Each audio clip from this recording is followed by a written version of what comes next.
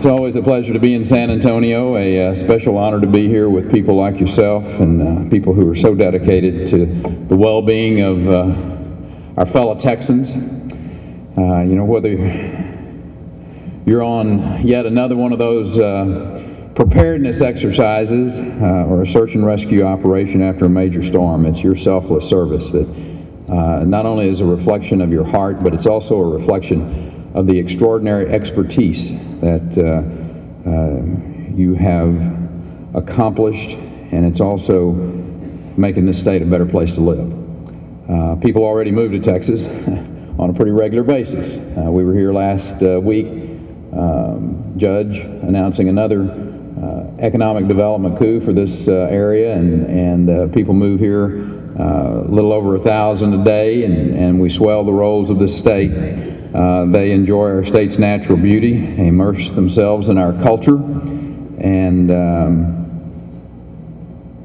part of the reason they come here is because of your dedication to ensuring that they enjoy one of the qualities of life, and that is safety. You know, whether you pilot a Texas Military Forces helicopter, or for that matter, you're back flying a desk, everyone here has a role to play in our state's forward-leaning approach. One of the things that Jack Colley taught me very early on was that we lean into those disasters that occur.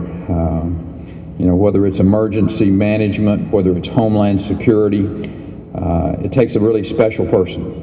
It takes a special person to swim upstream against the crowd, fleeing danger. And I'm really proud to be amongst some of the finest in America. Late last year, when the eyes of the nation were drawn to our state as a terrorist shooting unfolded on the biggest military post in the country, our first responders stood tall. From the time that gunfire began until the last victim was released from the hospital, the image burned into our nation's consciousness was that of brave Texans helping others. I don't know whether people were surprised that Killeen police officers sprinted towards the shooter, or that EMTs exposed themselves to gunfire while assisting the wounded. I wasn't, because that's what our first responders do. Everyone I know was very grateful. Grateful that we have such principled individuals living in our state. The good news is things weren't quite as busy in 2009 as they had been in the previous year from a disaster standpoint, thanks to a quiet, relatively quiet, let's say, hurricane season. If nothing else, that respite gave us time to reflect on the lessons learned from a year that saw multiple storms hit our state, including the most destructive storm in our state's history. While things were a little calmer on the waterfront, we did face other challenges, including the threat of a pandemic flu, as the word H1N1 became a household phrase. And I think that just goes to show you that we can't afford to relax or let our guard down, because you never know where or what that next crisis is going to be. You know, here in Texas, we never know if the next crisis is going to be a wildfire, a flood, or even a massive snowstorm. But our coordinated team of first responders, our local officials, volunteer organizations, our Texas military forces, state agencies are always ready. The old expression, eternal vigilance is the price of safety, is as true as it's ever been. Fortunately, we benefit from the leadership of strong legislators as well. Senator Corona from Dallas, Representative Court from right here in San Antonio. They have led the charge to improve our safety and security. For example, the legislature stepped up to the plate this last year. They added $62 million in disaster funds, I might add, that will help communities heal from past storms. And prepare them for the next challenge. We also accelerated our efforts to confront those transnational gangs. They operate in our prisons. They radiate outward into our communities, applying terror tactics to build their influence and, I suppose, to impress the drug cartels that sign their paychecks. We got the ball rolling in 2008 with $4 million worth of grants to local law enforcement who are right on the front lines, including $500,000 right here in San Antonio. We kept the ball rolling during that legislative session with an omnibus gang bill. It funded electronic monitoring of gang members, the creation of gang-free zones, and the establishment of civil liability for these gang members for the damage that they do. We also funded gang intelligence section in our state's anti-crime information center, our Texas Fusion Center, as well as investigations and prosecutions of these gangs. Today, I'm announcing a $1.7 million grant to fund a border prosecution unit.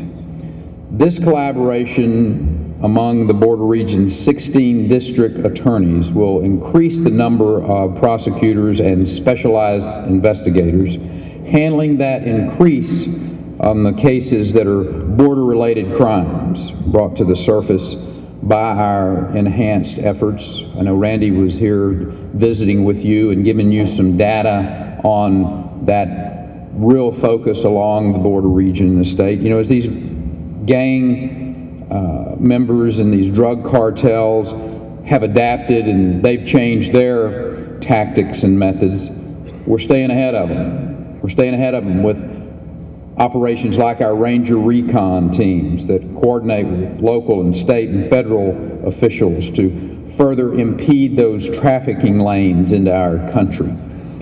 These units have the know-how, the skill, and the experience to deal with these new hotspots as they flare up, and the support to shut them down as well. Programs and technology like this are valuable, of course, but it's the men and women on the ground who are the strength behind our Homeland Security effort.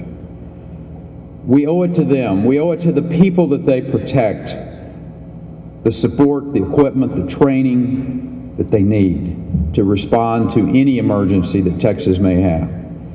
Because Washington has dropped the ball on border security. We are continually investing in that area to the tune of now over $200 million the last two legislative sessions.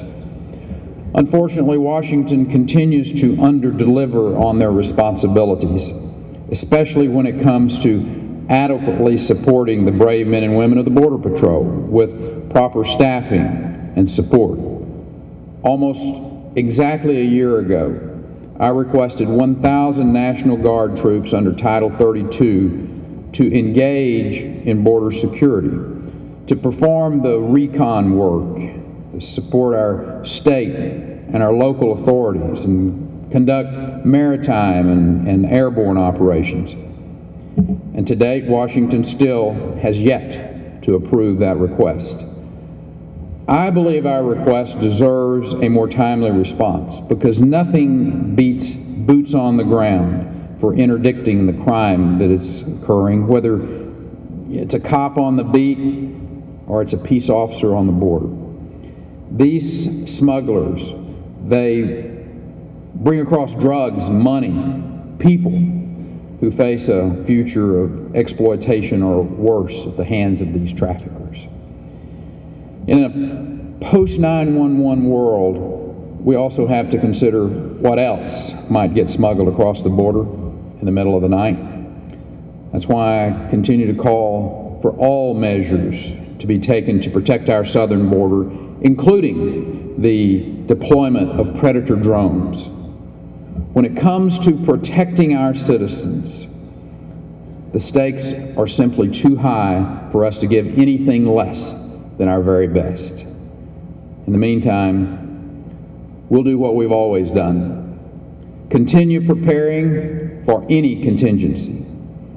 On that front, Texas is better prepared than any state in this nation to handle the full spectrum of threats, whether it's natural or man-made. We're better prepared because we invest in it and because we trust our emergency management personnel.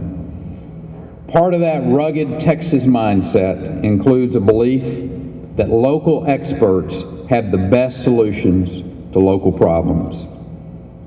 After all, it's the people who step forward to help their neighbors that make the real difference.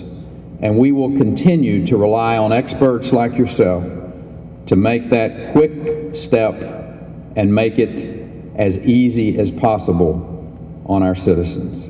So on behalf of the 24 million people that proudly call Texas home, I wanted to come today and say thank you. Thank you for your vigilance. Thank you for your continued long hours of work. And thank you for your expertise.